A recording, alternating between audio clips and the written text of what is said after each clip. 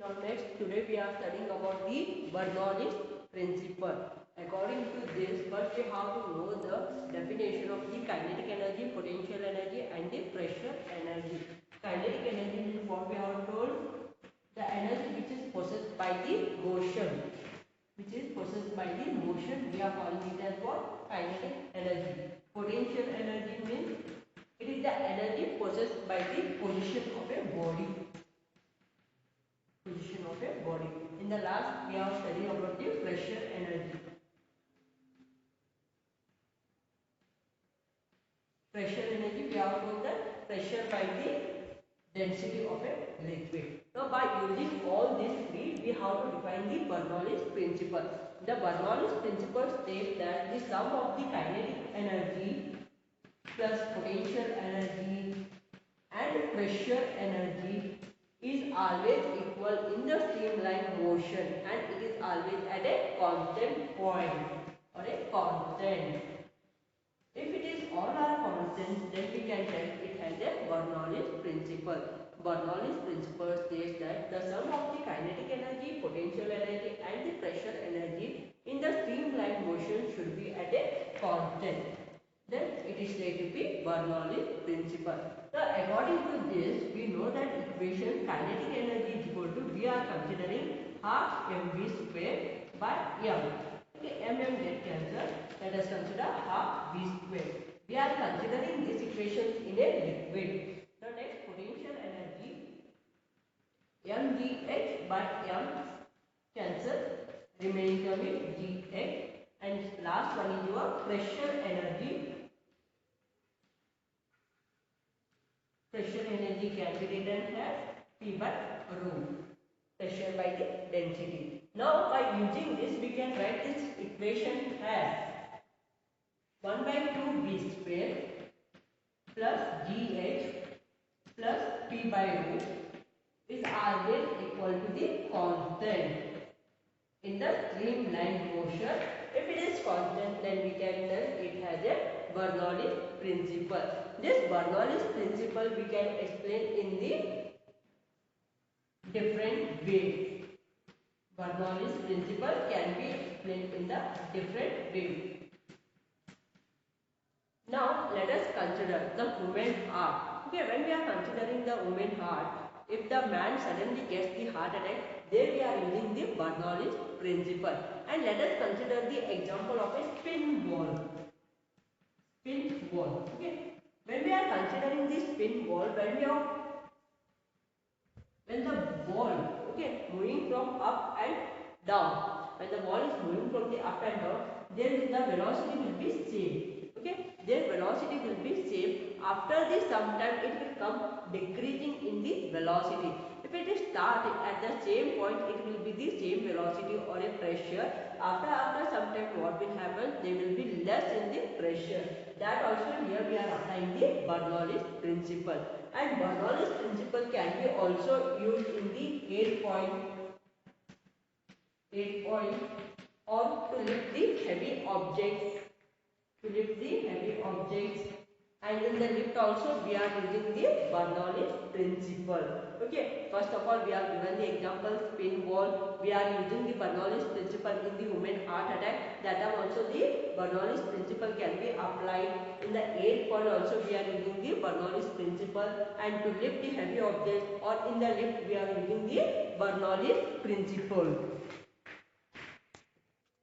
Now next we are studying about the dynamic lift. Dynamic lift means what? It is the lift with the force which acts on a body. Force which acts on a body.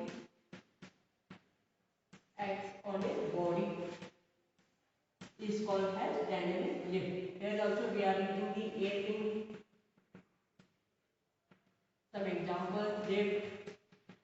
Okay, in this case we are using the air wing lift. These are the some examples for the dynamic lift. Dynamic lift means what? It is the force which is acting on a body. If it is acting on a body, then we can call it a dynamic lift. Example, air wing lift. These are the some examples for the dynamic lift. Viscosity means what? It is the property by which the liquid opposes the adjacent layer. Liquid which opposes the adjacent layers.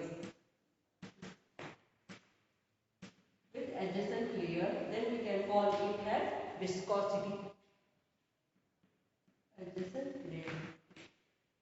Now let us consider the example for the viscosity. Now let us take the honey and water. Now when we are considering honey and water, let us consider a small plate. On the plate we are applying the honey. And again take one more plate. In this plate we are applying the water. Here we have taken the honey and here we have taken the water. When we are pouring the honey on the plate, what will happen? We have to study.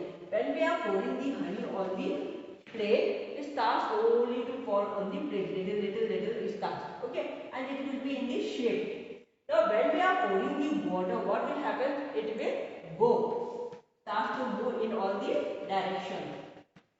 Starts to move in all the directions. Now from this we can tell that honey is a viscous than the water. When we are pouring the honey, it will be a viscous. Okay, when we are pouring the water, it starts to move in the vessel. Now again one more example we are considering. When we are walking in the air. Walking in air. And water. Now let us consider we are walking in the air. In the air we can walk up as much as faster. As much as faster. But in the water we cannot move faster. We cannot move faster. In the water, why we cannot move the faster? Because here water is viscous more than the air. This we are calling the viscosity. Viscosity means what? It is the liquid. It is the liquid which opposes the direction or which opposes the adjacent layer. Then we can call it as what? Viscosity. Example, we are considering honey and the water. Again one more, walking in the air is faster, but walking in the water it is very less. We cannot walk more. Now from this we can tell that water is the more viscous than your air. Now next we are studying about the coefficient of viscosity. Coefficient of the viscosity can be denoted as neta. For this we are calling as a neta.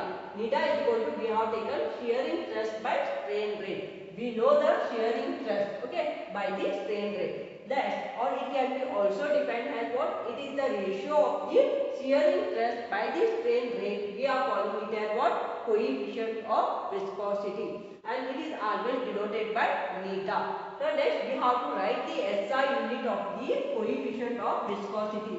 The SI unit of the coefficient of the viscosity is Newton second per meter. Newton second per meter. And next we have to study about the dimensional formula for the coefficient of the viscosity. Next, neta is equal to, we are taken shearing stress can be written as F into L by AB. AB means strain rate. Or this can be also written. We know that F is equal to MA. We know that F is equal to MA. In the case of the F, just we are putting the value of the F. F is equal to MA.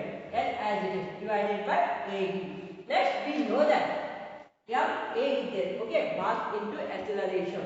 The unit can be written as kg meter per second square. Length can be written as meter. Next, A and B is there. A means area, meter square. Velocity, meter per second. Therefore, total answer we are getting kg per meter per second. Next, neta is equal to, the dimensional formula for the coefficient of the viscosity is m raised to 1, L raised to -1, T raised to -1. Terminal velocity means what? It is a constant velocity. Terminal velocity, just we are considering the constant velocity when which body is freely falling on a viscous fluid or a viscous liquid, then we can call it terminal velocity. Next one we have to study about the Stokes law. Stokes law, we have taken F is equal to 6 pi beta RV. This is the equation for your Stokes law. Next it can be written as F is what? It is the viscous force acting on a body of a spherical body. We have taken on this spherical body. Neta means it is the coefficient of the viscosity. R means what? It is the radius of a body. V means it is the terminal velocity of a body. And this Stokes law is only applicable for the spherical body. It is applicable for only for the spherical bodies.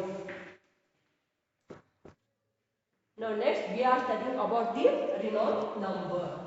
The definition for the Reynolds number. It is a pure number. Just we are considering it is a pure number which is applicable for the liquid. Applicable for the liquid which is flowing through a pipe. Which is flowing through a pipe. Here Reynolds number means what? It is a pure number in a liquid which is flowing through a pipe. We are calling it as what? A Reynolds number. This Reynolds number can be written as or denoted as NR. NR is equal to, we are considering V rho d by neta. Therefore, V means it is the speed of the liquid in a pipe. Rho is the density of a liquid in a pipe. D is the diameter of a pipe and neta is the coefficient of the viscosity of a liquid in a pipe. Therefore, Reynolds number can be denoted as NR is equal to, we are considering V rho d by neta. Now next we have to study about the surface energy. Surface energy is what? It is the potential energy or the excess of the potential energy which is applied on the molecules. Which is applied on the molecules of a velocity of a free falling body, or just we are collecting on the molecules on the surface. Okay, on the surface of a body we are calling it as what? Surface energy. Surface energy means what? The excess potential energy of a molecule which is applied on the surface, we can call it as surface energy. Next one is your surface tension.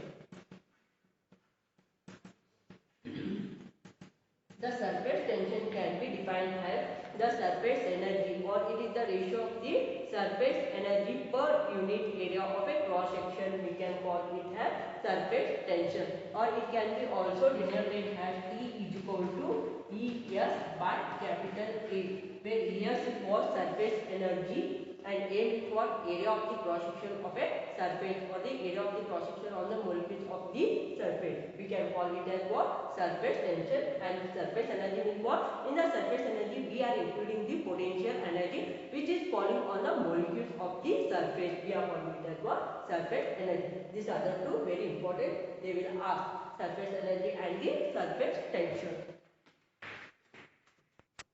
The SI unit for the surface tension we are considering T is equal to Newton per meter square or Joule per meter square. The SI unit for the surface tension is T is equal to Newton per meter square, or again one more is Joule per meter square. And the dimensional formula for the surface tension is, we have to write in this square bracket, T is equal to, we are considering m raised to 1, l raised to 0, t raised to -2. It is the dimensional formula for the surface tension. And we can also tell that surface tension is a vector quantity. It is a vector quantity. Surface tension is a vector quantity.